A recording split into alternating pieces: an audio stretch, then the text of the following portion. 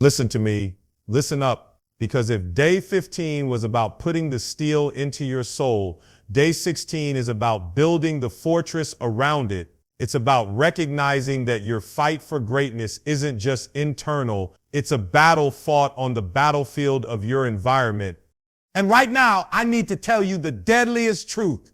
Your environment is designed to defend your failure. It is actively, passively, constantly pulling you back to your current income, your current fitness level, and your current circle of comfort. Your house, your car, your desk, your phone, they are not neutral. They are weapons of mass distraction, and you are allowing them to be pointed directly at your future self. And today, that nonsense stops.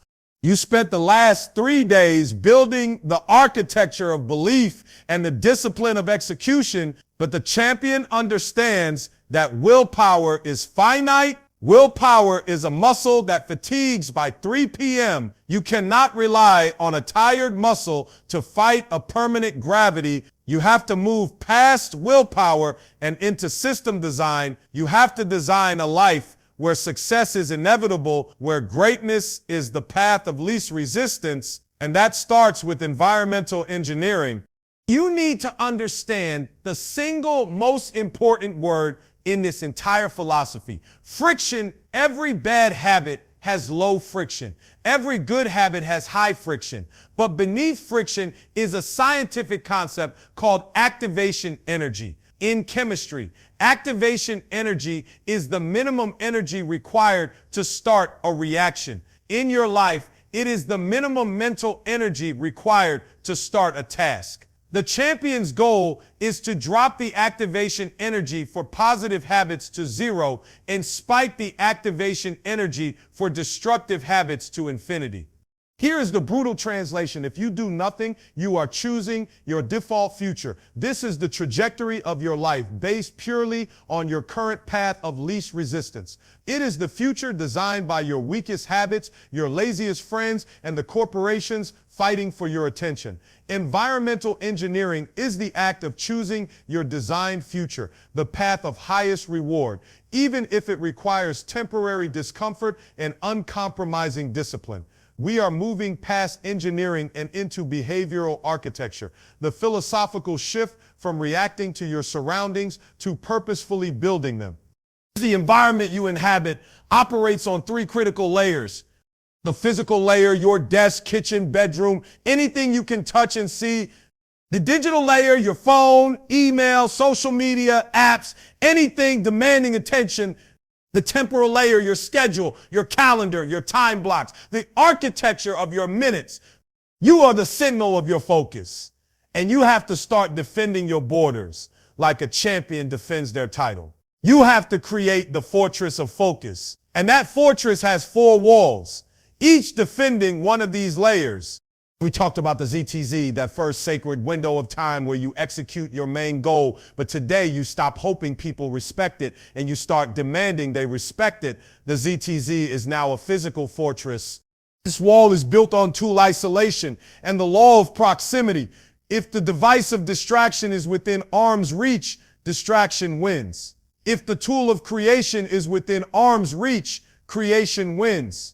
You must implement physical separation, work tools on the main desk, entertainment devices in a locked drawer. If your goal is to write a book, you don't just clear your desk, you uninstall all games, social media, and entertainment apps from your laptop during your ZTZ hours.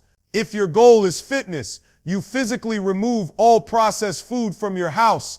You eliminate the option for failure. Now we go deeper into the physical layer with sensory engineering. Your environment must not just be free of distraction. It must actively support high-performance cognition. The light use bright, cool spectrum blue slide lighting during deep work hours to mimic daylight and boost alertness. Shift to warmer, softer light in the evening to trigger melatonin and support recovery. The light you use dictates your internal clock's energy level. The sound, invest in high-quality noise-canceling headphones. Silence is not the goal. Consistent sound environments are. Use binaural beats, specific concentration music without lyrics or complete silence. The enemy is unexpected noise, the siren, the text alert, the conversation, because it demands immediate attention. The aesthetic order equals clarity. Clutter creates visual friction. You are forced to process unnecessary information simply by looking at your desk. Your workspace must be minimalist, clean, and organized for the task at hand. Remove every item not directly relevant to the one thing you are working on. Your desk is a reflection of your mind. The scent aromas have a direct link to the limbic system, impacting mood and memory. Use peppermint or citrus scents for alertness during work and lavender or sandalwood for relaxation and recovery. You are creating olfactory triggers for states of high performance. You are telling the universe, my vision is more important than your emergency. You must be untouchable. You are not managing distractions. You are terminating them. You need to stop relying on motivation to start a good habit. You need to rely on a tripwire. This is the art of habit stacking. You find a strong existing habit, something you do every single day without fail, and you use it as the cue for the new habit you want to implement. The stack is after I drink my morning coffee, I will immediately open the book. The old habit makes the new habit automatic. But champions know that perfection is a myth, so they implement the if-then contingency protocol. This protocol is a predetermined, pre-written plan for when you inevitably screw up. If I miss my workout, then I will immediately do 50 push-ups the moment I wake up, and I will not allow myself coffee until they are done. If I scroll social media for more than 10 minutes during my ZTZ, then I will add 30 minutes of focused work to the end of my day. This protocol eliminates the emotional paralysis of failure. You don't have to waste energy deciding how to feel or how to recover. You just execute the then statement. Now you've locked down your ZTZ, but what about the rest of your day? Your schedule is not just a list of tasks. It's a series of transitions, and transitions are where champions lose battles. I'm talking about task residue, the lingering stress, the emotional drain, the cognitive baggage from task A that bleeds into task B. The champion doesn't jump from a stressful client call directly into deep creative work. They implement the buffer zone protocol. Between every high-stakes activity, you must engineer a minimum 5-minute decompression gap. This gap is not for checking your phone.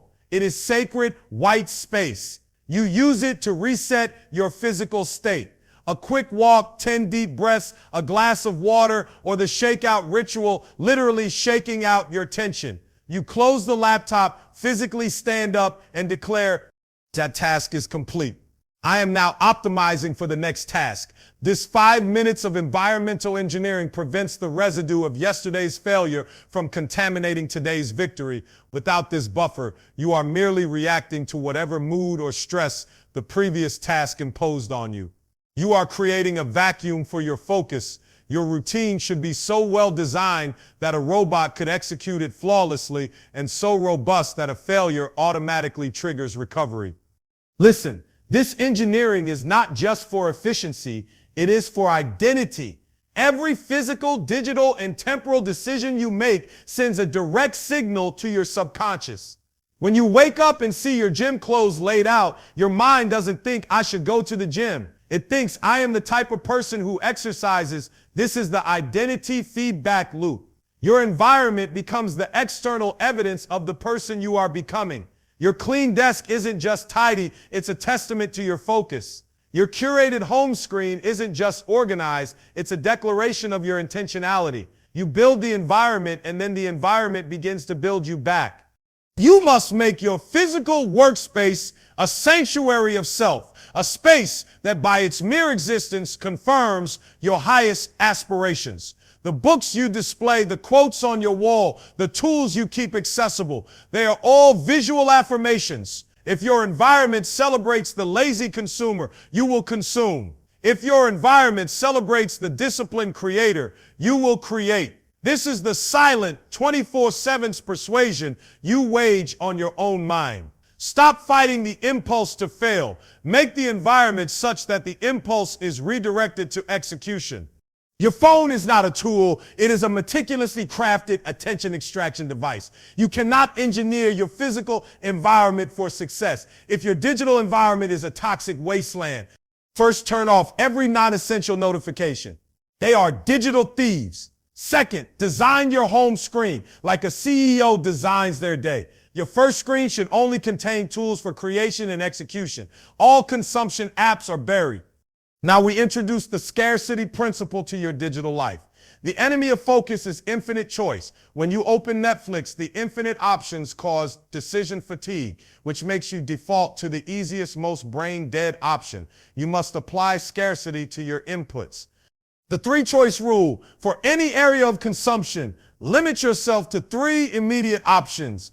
Do not browse. For reading material, designate 3 books that you are allowed to read. For news, designate 3 trusted sources. For dinner, plan 3 meals you can choose from.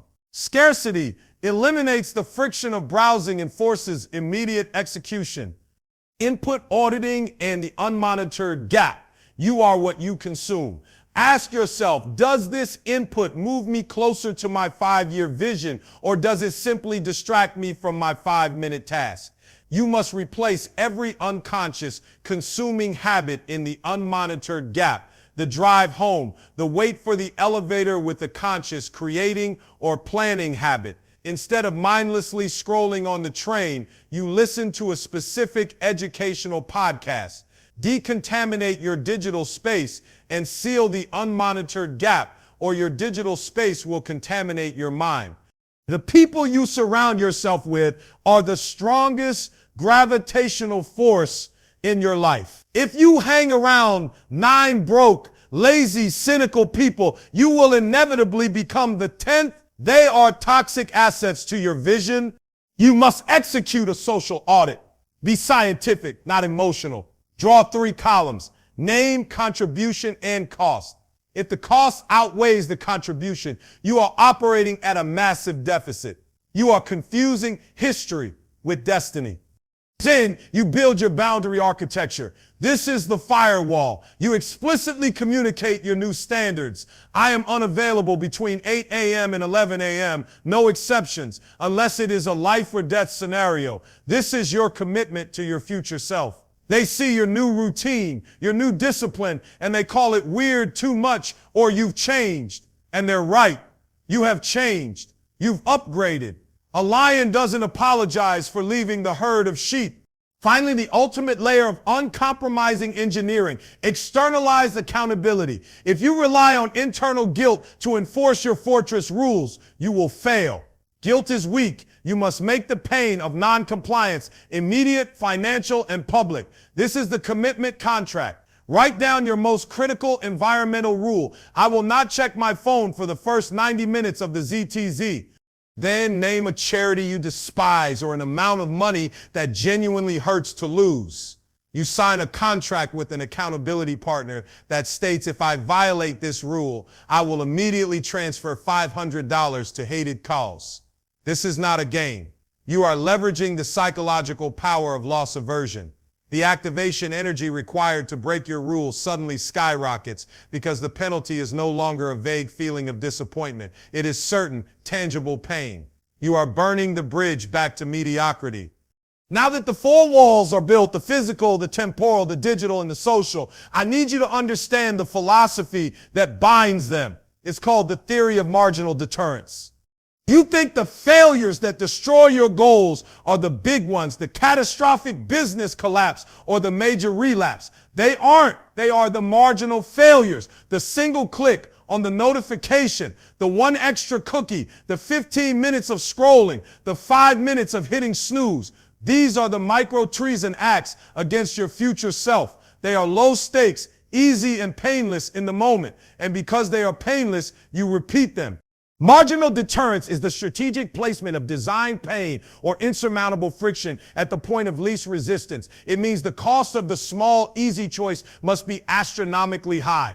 For example, if your workstation is perfectly engineered, Wall 1, the marginal deterrence to starting work is low. Success is easy. But to fail, to choose distraction, you would have to physically walk to the locked drawer, unlock it, retrieve the phone, walk back, and deliberately turn off the sound-canceling headphones. you have to commit 7 actions to enact 1 failure. The process is so tedious, so friction-laden, that your brain defaults back to the path of least resistance. This is not a system of self-control. It is a system of self-tyranny. You are a benevolent dictator forcing your undisciplined self toward excellence. You must make the bad choice look so ugly, so hard, and so costly that your inner child recoils from it.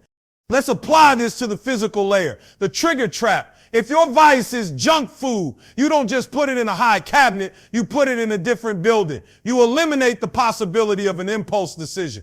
If your vice is gaming, you don't just hide the controller. You gift the console to a friend and tell them they can only give it back. If you achieve your quarterly revenue target, you must introduce so much physical friction that the marginal choice to fail requires a monumental conscious act of self-sabotage. You force a delay between the craving and the action. And in that delay, the rational champion wins. Now let's talk about the final stage of environmental mastery, the escape velocity moment. When a rocket launches, it burns enormous amounts of fuel just to leave the atmosphere. This is the period of maximum resistance and effort. But once it passes the threshold, once it hits escape velocity, the engines can throttle back and the rocket continues moving forward almost effortlessly in the vacuum of space. Your environmental fortress is the fuel that gets you to that threshold. For the last 15 days, you've been fighting the atmosphere, the gravity of your old habits. Now, by building this fortress, you are creating the thrust necessary to break free. The escape velocity moment in your life is when your designed future achieves self-sustaining momentum. It is the point where friction is reversed. The bad habit is now harder than the good habit. Identity is cemented. You no longer try to be a high performer. You simply are one because everything around you confirms that identity. The system runs you. You stop managing the system. The system begins managing your success. When do you know you've hit it? When you feel unease, when your environment is not optimized, when a messy desk causes physical discomfort, when a social interaction that drains your energy feels physically repellent, when you feel a compulsive need to do the right thing because the environment you built is demanding it. That unease is the gravitational pull of your designed future, replacing the weak gravity of your default future. You can't wait for motivation to get you to this point. You have to use pure, uncompromising engineering. You have to look at your life today and treat it like a failed experiment that you are immediately rebuilding. Every failure point you identify in your routine is a design flaw in your current fortress. You are not a victim of your flaws. You are the chief architect of your environment. The final word on day 16 is this: environmental engineering is the last decision you have to make. Once you commit to building the fortress, to installing the walls of proximity, temporal buffers, digital scarcity, and social boundaries, you have automated every subsequent good choice. You have eliminated the need to negotiate with your weak self every morning. This is the ultimate leverage. Stop fighting the daily skirmishes. Build the wall, close the gate, and win the war. Now go. The blueprint is finished. The construction starts. Now, execute the design. That's all I got for you. That's it. Now get to work.